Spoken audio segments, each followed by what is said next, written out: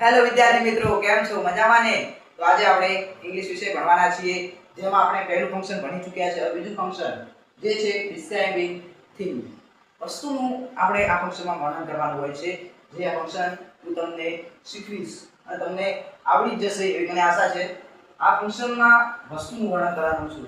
મેં પહેલા પણ કહ્યું, આ ફંક્શન તમારે યુઝ કરવું હોય બોર્ડની એક્ઝામમાં કે કોઈ પણ, તો આ ફંક્શન આપણે વસ્તુનો ઉલ્લેખ કરેલો હોય કોઈ જગ્યાએ, તો આ ફંક્શનનો આપણે ઉપયોગ કરી શકીએ છીએ, જે છે ડિસ્ક્રાઇબિંગ થિંગ.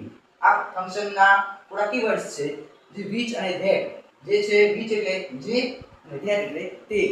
આ કીવર્ડ્સ થી આપણે ઉપયોગ કરી છે ફંક્શન જાણી શકીએ છીએ કે આપણે ફંક્શનમાં ખાલી જગ્યા હોય તો આ કીવર્ડ્સ થી આપણે ઉપયોગ કરી શકીએ છીએ.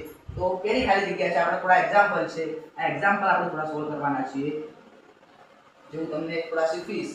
The house, ખાલી જગ્યા you bought is very nice.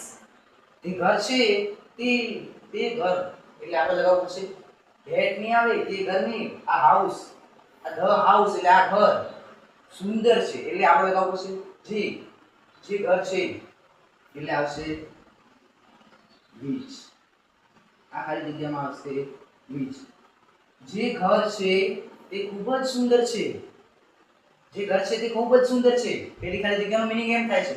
હવે આપણે બીજી ખાલી જગ્યા, the book, ખાલી જગ્યા is lying on the table is famous for jokes.